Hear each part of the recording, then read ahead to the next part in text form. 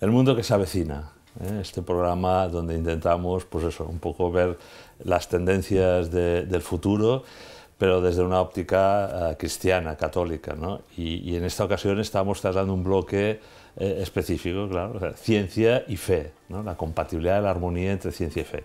Y lo estamos haciendo pues con Enrique Solano. ¿Qué tal, Enrique? Bienvenido. Muchas gracias. Bienvenido de nuevo, ¿no? Ya sí. En este cuarto capítulo donde vamos a tratar los temas de divulgación científica, medios de comunicación y debate social, ¿no? Enrique es doctor en ciencias matemáticas y eres presidente de la Sociedad Española, bueno, la sección española de la Sociedad de Científicos Católicos, ¿no? Y creo que cuando te presenté, bueno, una de tus facetas, ¿no? Aparte de ser pues astrofísico, ¿no? y divulgador a nivel pues de blogs y de tal, ¿no? Este tema de divulgación de ciencia y fe te gusta y te has dedicado de pleno pues con los jóvenes, ¿no? En institutos, escuelas, colegios. Explícanos un poco tu labor de divulgador científico hacia ese colectivo de jóvenes que tiene, supongo, pues ese tópico de que, bueno, ciencia y fe son incompatibles, ¿no? Sí, efectivamente, mis primeros pasos, como bien has dicho, en este mundo de la divulgación en el ámbito de la ciencia y la fe, se dirigió principalmente a los jóvenes, estudiantes de instituto, de colegios, parroquias, etcétera, etcétera, porque yo identifiqué claramente que ahí había un nicho para hacer un gran trabajo, había un déficit muy grande, y es que teníamos como dos perfiles. Por un lado teníamos estudiantes de instituto en donde la religión pues no es una de las asignaturas con más peso, y era bueno, primero, o sea, cuando uno da este tipo de charlas, yo lo suelo enfocar, para que sean más interesantes, es que unos días antes ellos lo trabajen en clase y que sean ellos mismos los que planteen las preguntas que quieren debatir. Porque tú puedes llegar allí a hablar de un tema que tú consideras muy interesante, pero ellos no, y al final es tiempo perdido, ¿no? Y yo voy a estar con ellos una hora en un curso académico. Entonces hay que focalizarlo y transmitir el mayor número de ideas posible, con lo cual esta idea de que ellos sean los que propongan las preguntas que quieren que vayan a formar parte del debate o de la charla, yo creo que es muy necesario. ¿Y cuál suele ser la pregunta estrella? Las preguntas suelen ser un poco las mismas siempre, pues cómo compatibilizar el Big Bang con el Génesis, el problema de la evolución, si hay vida extraterrestre, y si hay vida extraterrestre, qué implicaciones tiene en nuestras creencias. Este tipo de preguntas, que si los científicos tienen que ser ateos. Y muy curiosamente, aparte de esto, pero al final con lo que más se queda al final con el chascarrillo. Al final siempre pregunta, bueno, pero tú, en tu día a día, exacto, ¿cómo vives lo de ser científico católico? ¿Lo vives bien? ¿Tienes rechazo por eso? ¿La gente, cómo lo ven tus compañeros? ¿Qué cosas haces? Al final es el ejemplo cercano, es el testimonio, ¿no? El testimonio, efectivamente, es lo que más les llega.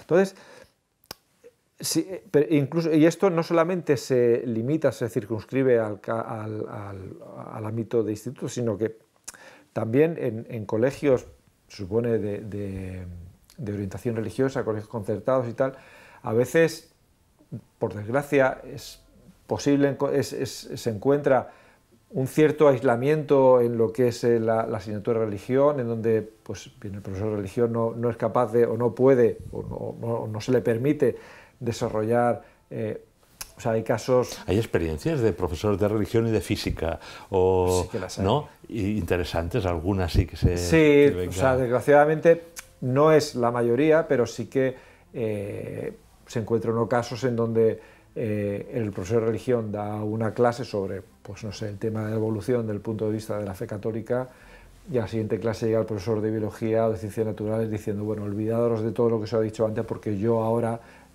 voy a contar realmente cómo funcionan las cosas.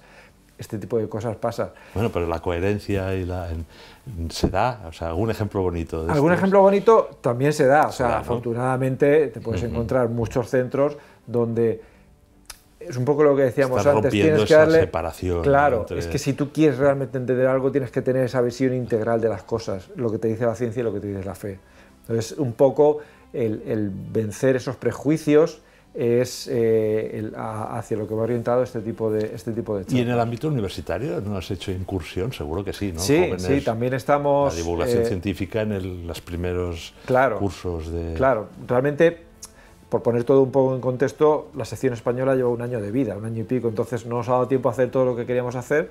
Empezamos por colegios porque es una actividad que yo venía realizando desde antes de la creación de la sección española, pero sí que hemos empezado a nivel de universidades a contactar pues con distintos grupos de estudiantes, colectivos de estudiantes que crean una asociación católica dentro de la universidad y que están interesados en este tipo de charlas. El año pasado estuvimos, yo me muevo por ubicación geográfica en el ámbito de lo que es Madrid, y estuve en la Universidad Carlos III. En Cartagena. Y Cartagena también, todavía no me han invitado, pero desde aquí aprovecho para que me inviten. Que el invitado es de Cartagena, sí. Y a mucha honra, ¿verdad? A mucha honra, sí, efectivamente. Oye, ¿y por qué les cuesta tanto a los científicos ser divulgadores o divulgar? ¿Que no hay formación en este sentido? ¿No hay vocación? ¿Se encierran ahí en sus laboratorios y en vuestros centros de investigación y congresos y de ahí no salís? ¿Es una burbuja cómoda? ¿Qué pasa? Es un poco todo. Realmente, al final hay que aunar 3 planos. El de ser científico, el de ser divulgador y, si hablamos de católico, el de ser católico. ¿No? Hay que aunar los 3 planos. Entonces, si nos centramos en este científico y divulgador, al final la divulgación es una cosa que el científico la hace porque le gusta. Al científico no le... Tiene también dones. Tú tienes comunicación, facilidad de explicar las cosas complejas de una forma clara, ¿no? Pero tampoco se nos forma en esto. Por eso y al final es un déficit grande en la carrera científica, porque al final la investigación que yo puedo hacer, o la que cualquier otro científico puede hacer, esos fondos, esos dinero, ¿de dónde viene? Viene de la sociedad. Y entonces, tiene que ser una obligación del científico comunicar a la sociedad que ese dinero que están invirtiendo, en particular en su proyecto, para lo que sirve y qué mejora puede proporcionar a la sociedad en general. Pero ya no solo el dinero. O sea, en el mundo que se avecina, ya en el presente estamos viendo pues, tecnologías exponenciales, en genética, en muchas cosas que van a modificar al ser humano y que no nos preguntan. Y que ahí está el criterio ético y moral del científico, ¿no? Que se autorregule o no, porque también hay una industria, hay unas big techno, big pharma, que entonces yo creo que además de saber dónde se invierte nuestro dinero, también la orientación y las líneas. ¿Por dónde va la ciencia? Sí, ¿no? Porque estamos en momentos, como sabemos, que algunas de esas tecnologías pueden incluso acabar con la humanidad, ¿no? Sí. Y no se nos ha preguntado, ¿verdad? También ahí está bien, incluso para que no haya un rechazo. Pero si no se comunica bien ese avance, a lo mejor entonces vienen o las fake news o medios de comunicación más así, ¿no? Amarillistas, ¿no? Que cuenten cosas que no son, ¿no?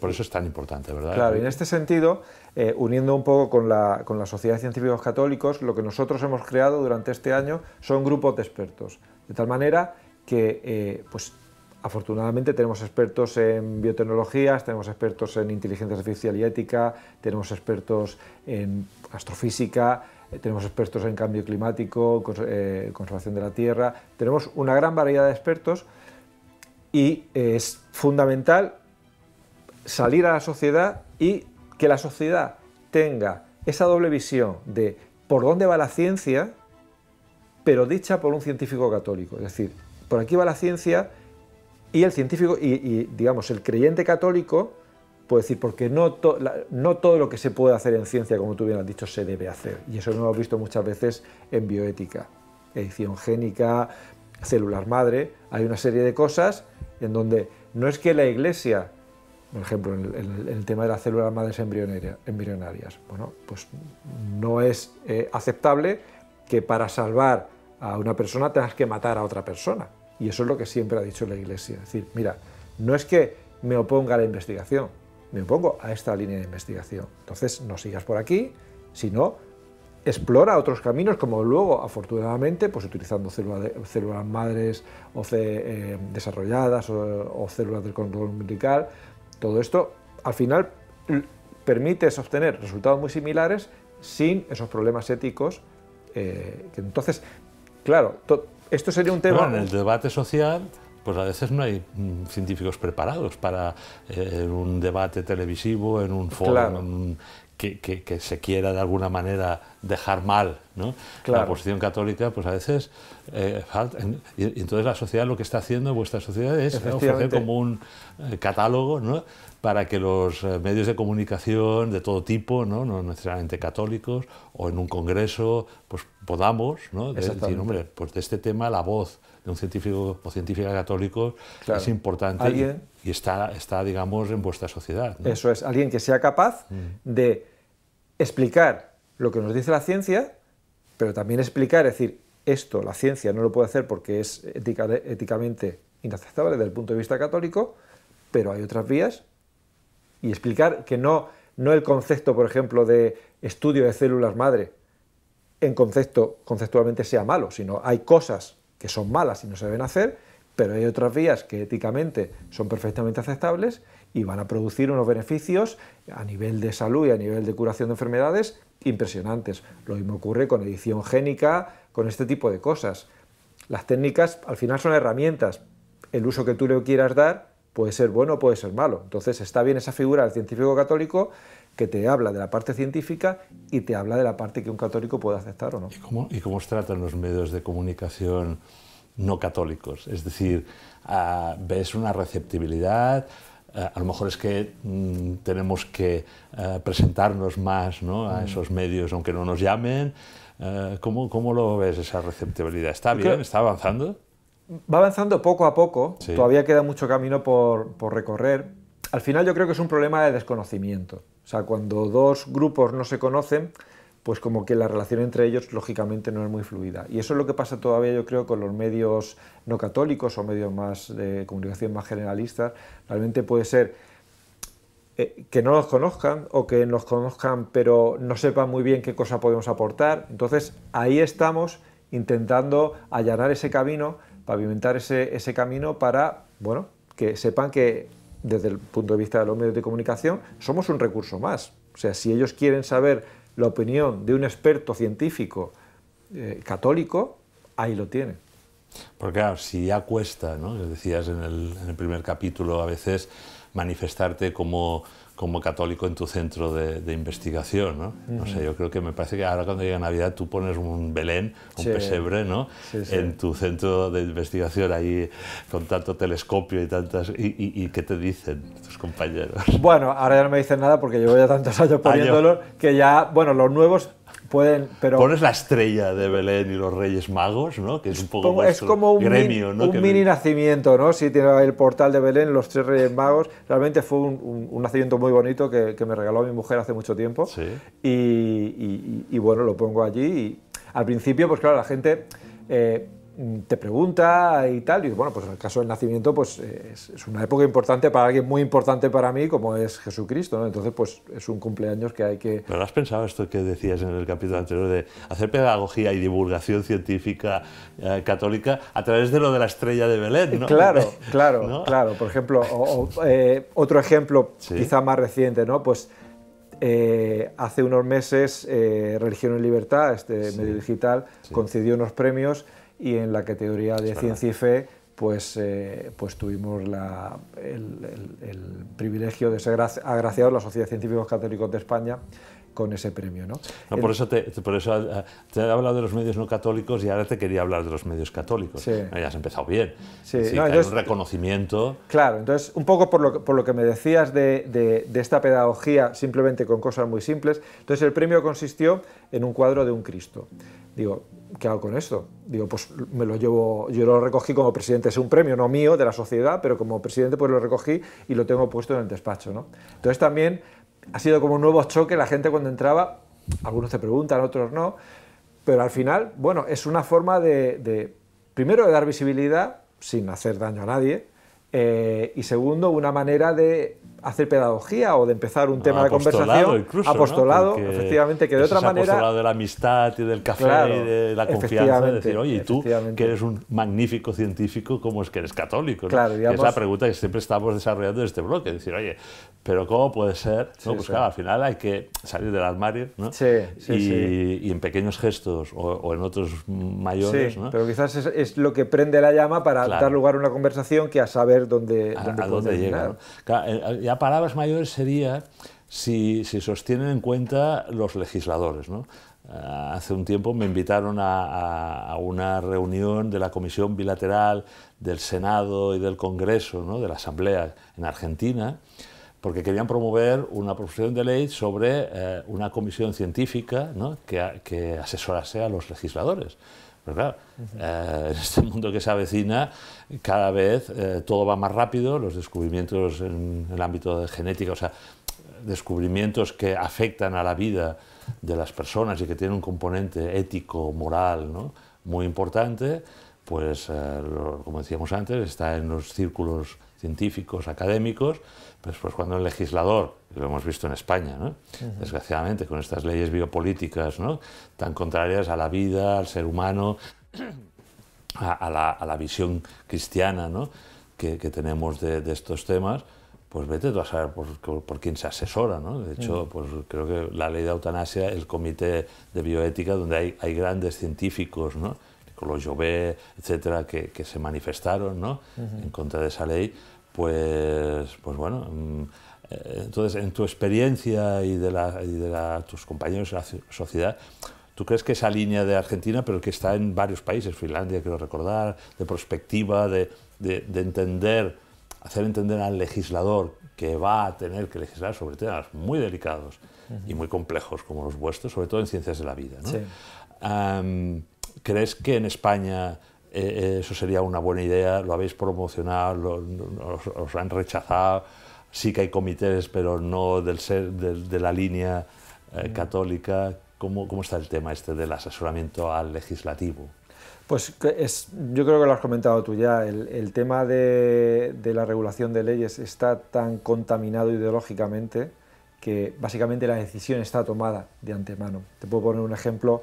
Cuando a principios del siglo XXI se empezó a tramitar la nueva ley del aborto, en el Comité de Bioética estaba un científico muy prestigioso que falleció el año pasado, hace un par de años, César Nombela, sí, que era miembro de la Sociedad de Científicos Católicos y era miembro del Comité de Bioética.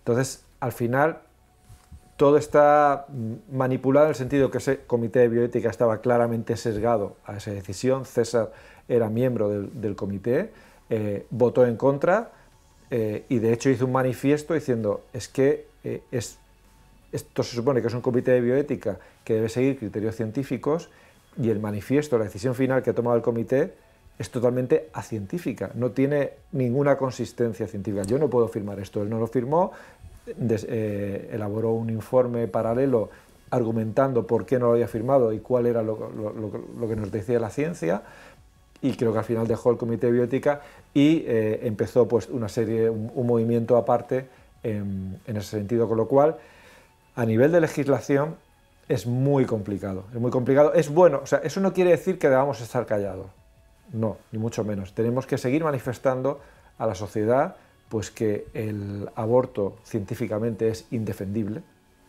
un aborto por plazo es científicamente indefendible, tenemos que hablar en el caso de la eutanasia, pues que hay toda una serie de alternativas de cuidados paliativos que para potenciar y dignificar,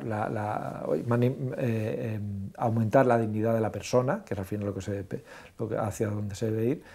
Entonces, un poco es esa dualidad. Por un lado, en los comités oficiales, que son los que asesoran para tener las leyes, puedes tener voz, pero es muy difícil hacer algo, pero eso no quiere decir que uno tenga que replegar velas y retirarse a su casa, no. Es a través de otros mecanismos en donde uno tiene que seguir manifestando y amplificando lo más posible en la sociedad de que eso puede ser legal, pero no es moral. Pero fíjate que al final vuelves a lo mismo, ¿no? A esa presencia del científico en el debate social, en los medios de comunicación, ¿no?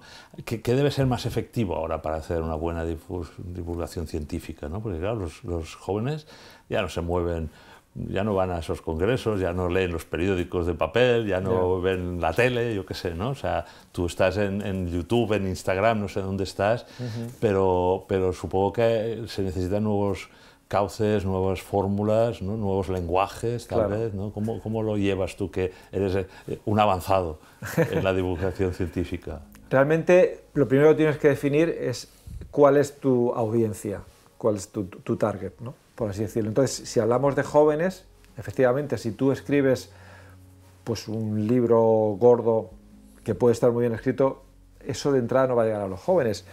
Pero tienes que decir, ¿qué hacen los jóvenes? Pues tienes todo el mundo, por poner otro ejemplo, el mundo de TikTok. O sea, tú puedes en un vídeo... Pero sin hacer el payaso. Sin hacer el payaso. O sea, hombre, TikTok... No te veo a ti, Enrique, no, o sea, hablando del universo, haciendo el tonto. Yo conocí, la primera vez que conocí TikTok por mis dos hijas que salían bailando. Digo, pero bueno, pero al final tú encuentras en TikTok cosas muy serias, o sea, cosas que están bien. Lo cual es al final, como todo, es un medio de comunicación y es el que le llega a los jóvenes. Entonces, si tú, quizá yo no, que ya tengo unos años, pero, y es uno de los proyectos en los que estamos empezando a perfilar, los estudiantes, los miembros más jóvenes de nuestra sociedad, que son más cercanos, se involucran en el desarrollo de estos vídeos de TikTok. Un minuto, hablarle de una cosa, pero que sea como un gancho, como un señuelo, para que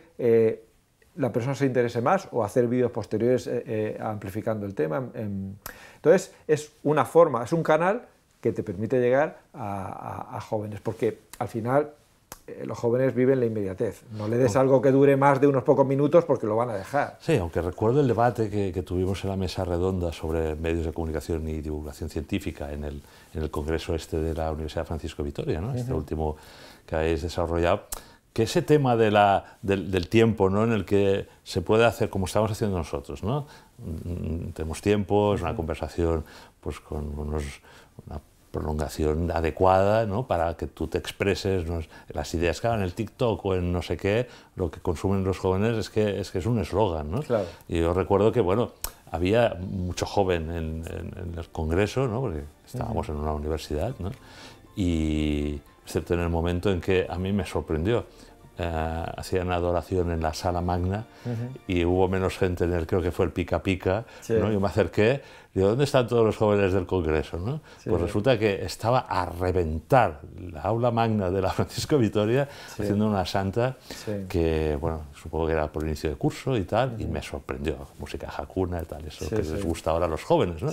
Pero sí que recuerdo en la conversación del debate, ¿no? Que tuvimos, ¿no? Había varios medios de comunicación, ¿no? Recuerdo, no los vamos a nombrar porque nos dejaremos alguno, pero estaban los medios tanto radiofónicos, ¿no? Radio María, estaba Infocatólica, Religión en Libertad, ¿no? Invitasteis a varios, ¿no? Y el problema ¿no? Son temas, los de divulgación científica, que a lo mejor no se hacen en un TikTok. Claro. Que también, pero entonces tú decías, por ejemplo, en dar visibilidad en los científicos católicos, está haciendo programas, yo qué sé, documentales, ¿no? Las hermanas aquí del Hogar de la Madre con esta televisión pues lo hacen de santos y tal vez las tendríamos que pinchar un poco a ver si a lo mejor de santos y santas científicos, que seguro que hay alguno que ya ha salido, ¿no? ¿Tú crees que esa posibilidad, ¿no? De visibilizar a través de documentales y tal vida de santos y científicos ilustres podría ser una vía más? Por supuesto, o sea, la oferta, nosotros queremos llegar a una audiencia lo más amplia posible, por lo tanto la oferta tiene que ser lo más variada posible. Y es por eso, pues ahora mismo estamos aquí hablando en esta serie de capítulos. Antes habíamos hablado de las biografías de los científicos católicos, has hablado de Radio María, nosotros tenemos en el programa Diálogos con la Ciencia un podcast semanal de 5 o 7 minutos sobre un tema de ciencia y fe. Bueno, y Infocatólica y Religión y Libertad sacaron el congreso en muchos artículos tenemos muy buenos, ¿no? Buenos contactos con ellos. Lo que hablábamos hace un momento de TikTok, tenemos diferentes canales. Hay que utilizarlo todo. Efectivamente, tenemos diferentes canales, utilizar lo máximo posible y llegar al mayor número de gente posible. Bueno, pues se nos ha acabado el capítulo. Ya ves que siempre esto pasa volando, ¿no? La suerte es que tenemos otro, la siguiente semana. Y te agradezco, Enrique, pues la claridad, la manera en que divulgas y comunicas, que de verdad lo haces muy bien y muy necesario. Por tanto, gracias por estar en nuestro programa. Gracias a vosotros, un placer.